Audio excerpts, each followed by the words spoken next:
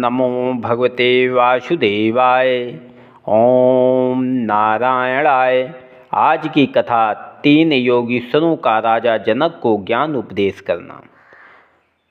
सुखदेव जी बोले, हे परीक्षित, राजा जनक ने तीनों तरह के भक्तों का हाल सुनकर उन योगीश्वरों से पूछा, महाराज, माया परमेश्वर से अलग है या नारायण जी में मिली है? सो वर्णन कीजिए। यह सुनकर अंतरिक्ष नामक तीसरे भाई ने कहा, हे राजन, उत्पन्न होना व मरना सब जीवों का परमेश्वर की माया से होता है। उस माया को हर इच्छा समझना चाहिए। माया के 3 गुण, सात्विक, राजस व तामस, उत्पन्न, पालन व नाश संसारी जीवों का होता है। अपने कर्मानुसार सब जीवों फल पाते हैं। संसारी मनुष्य माया बस होकर सदा काम, क्रोध, लोभ, मोह में फंसा रहता है। परमेश्वर का स्मरण व ध्यान नहीं करता, जिसमें आवागमन से छूटकर भवसागर पार उतर जावे। नारायण जी की दया व कृपा के बिना कोई मनुष्य माया रूपी जाल से छूट नहीं सकता। जब आदि पुरुष भगवान को महाप्रलय होने के उपरांत फिर संसार रचने की इच्छा होती है, तब वे माया की ओर आँख उठाकर देखते हैं। उसी समय माया से महत्व प्रकट होकर सब जगत को उत्पन्न करता है। जब त्रिभुवनपति संसार का नाश करना चाहते हैं, तब उसकी इच्छा अनुसार उसी माया से महाप्रलय होकर ऐसा मूसलाधार पानी बरसता है कि जल के सिवा पृथ्वी पर कुछ नहीं रहता। इसलिए ज्ञानी मनुष्य जगत का उत्पन्न व नाश माया रूपी खिलौना समझकर 8 पहर अपने भवसागर पार उतरने का उपाय करता रहे। यह सुनकर राजा जनक ने पूछा, जब आप लोग माया को परमेश्वर की इच्छा बतलाते हैं, तब संसारी मनुष्य उस माया जाल से किस तरह छूट सकता है? इसका क्या उपाय बतलाइए।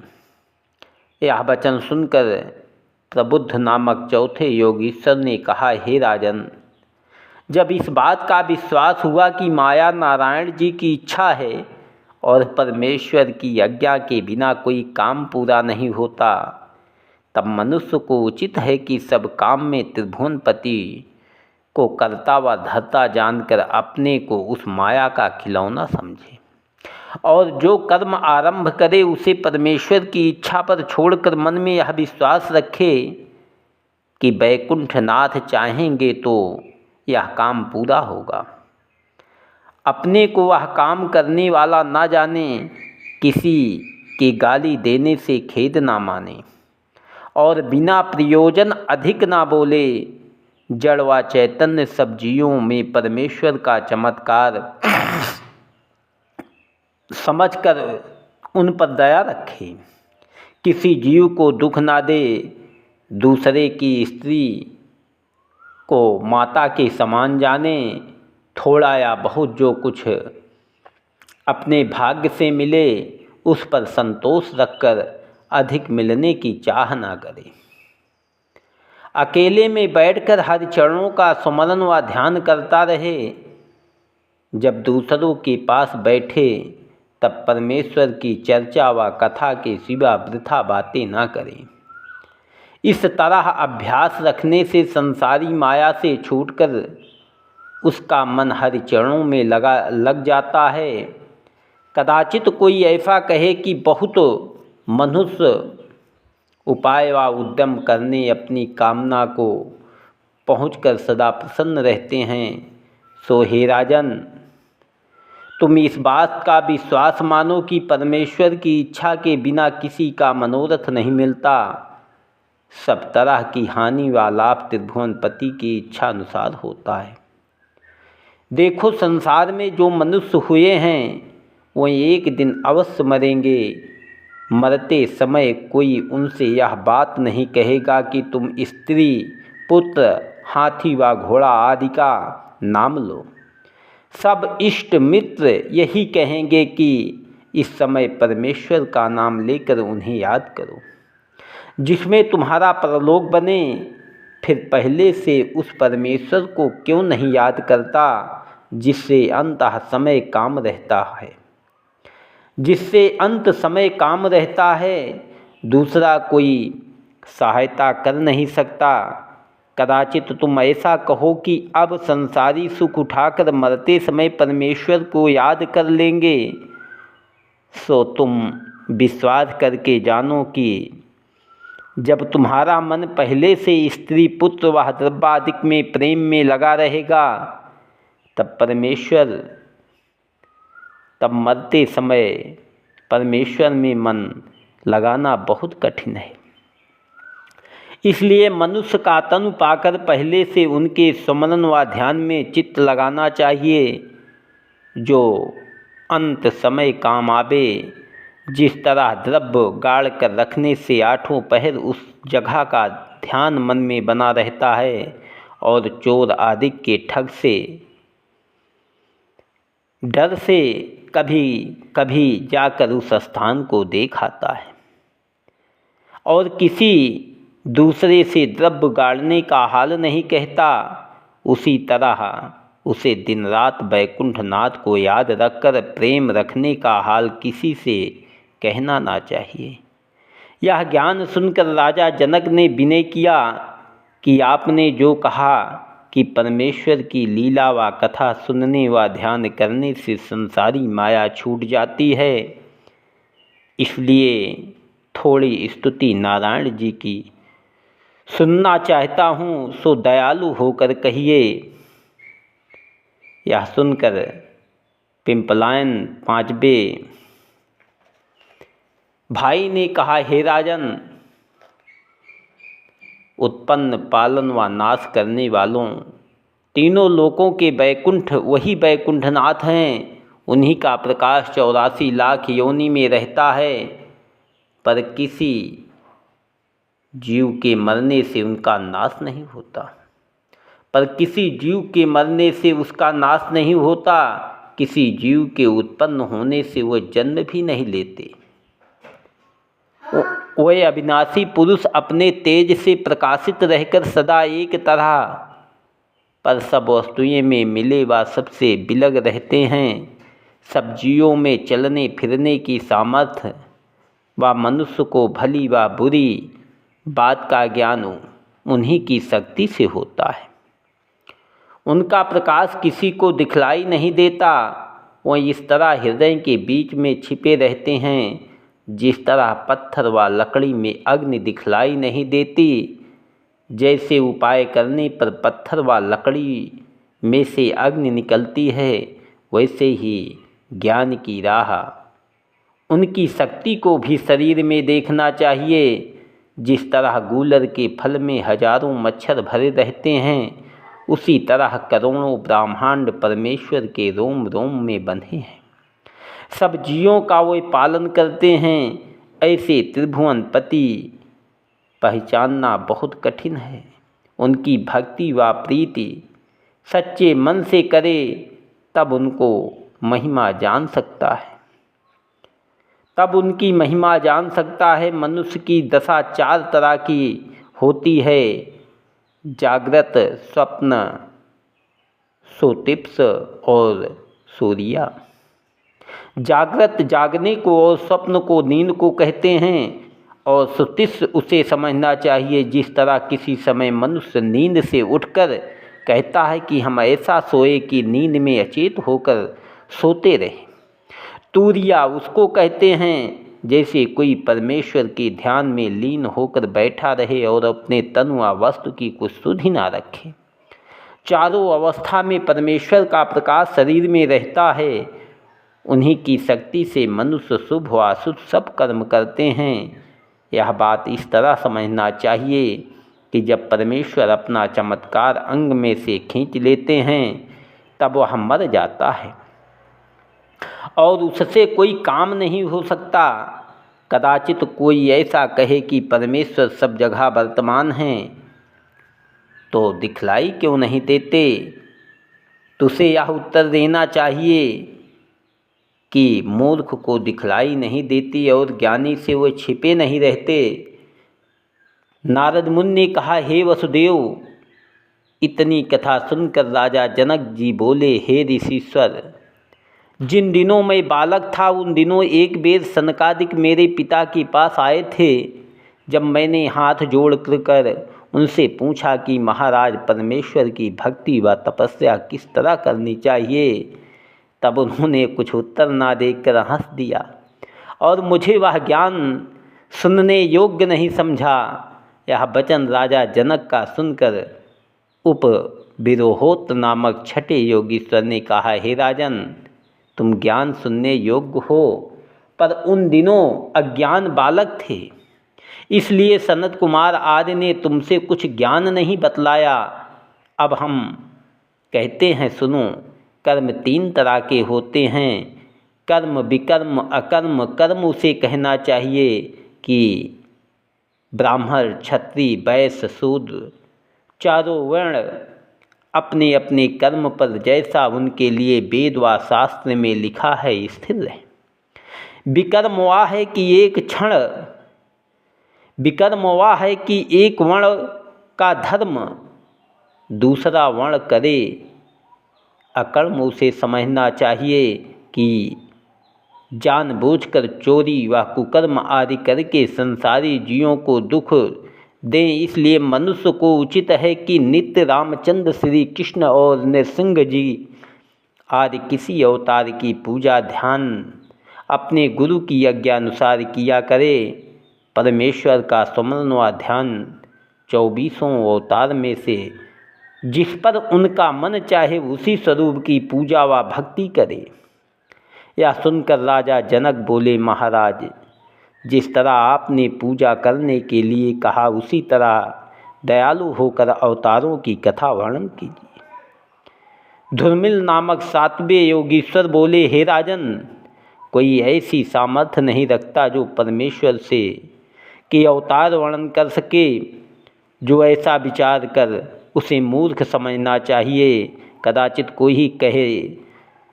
कोई चाहे तो आकाश के तारे, बालू की रेणुका व बरसते हुए पानी की बूंदें गिन ले, पर बैकुंठ नाथ के अवतार नहीं गिन सकता। पृथ्वी, आकाश, सूर्य, चंद्रमा, 10 दिशाएं, 14 भुवन, 84 लाख योनि आदि परमेश्वर के विराट रूप में सब संसारी वस्तुएं के मालिक वह उत्पन्न करने वाले वही हैं। जब विराट रूप की नाभि से कमल का फूल निकलता है तब उस फूल से ब्रह्मा उत्पन्न होकर तीनों लोकों की रचना करते हैं। नारायण का अवतार लेकर बदरी केदार में बैठे हुए केवल इसलिए तपस्या करते हैं जिसमें संसारी लोग उनको तप करते देखकर परमेश्वर का स्मरण व ध्यान करके भवसागर पार उतर जावे। जब इंद्र को त्रिभुवनपति की महिमा ना जानने से यह भय हुआ कि मेरा इंद्रासन लेने के लिए तपस्या करते हैं, तब उसने उनका तप भंग करने की इच्छा से कामदेव, वसंत ऋतु, 10 अप्सराएं, मंद सुगंध शीतल वायु को वहाँ भेजा।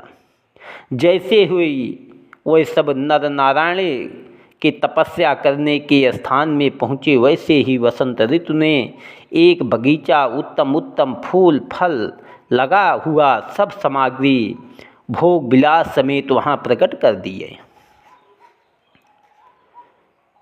और मंद सुगंध शीतल हवा चलकर उस बाग में अप्सराएं नाचने लगी।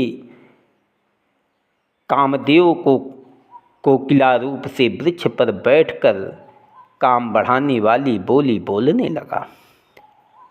तब नारायण जी ने जिनका मुखार बिंदु सूर्य से अधिक चमकता था। जैसे ही आँख खोलकर उन लोगों की तरफ देखा, वैसे ही कामदेव आदि मारे डर के सूख गए और मन में कहने लगे कि ऐसा ना हो जो ये महापुरुष श्राप देकर हमें भस्म कर दे।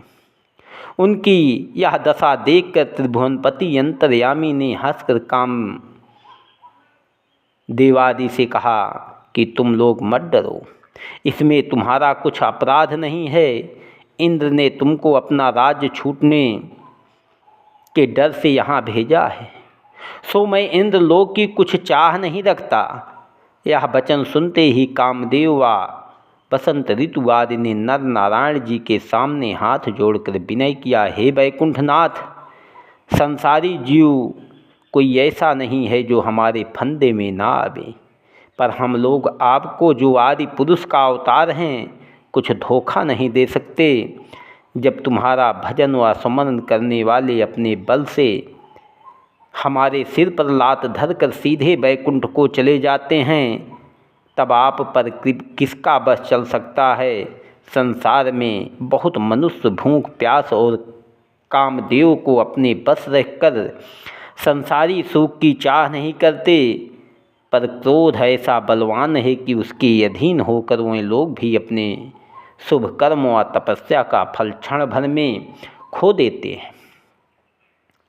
आप में क्रोध का प्रवेश नहीं हो सकता। तुम्हारी भक्ति व प्रीति करने वाले भी काम व क्रोध के बस नहीं होते, इसलिए आपको लोग हजारों दंडवत करते हैं। यह वचन सुनते ही नारायण ने उसी समय अपनी माया से हजार सुंदरी स्त्रियां, जिनके सामने रंभा आदि अप्सराएं कुछ वस्तु नहीं है, कोसों तक उनके अंग की सुगंध उड़ती थी, प्रकट कर दिया और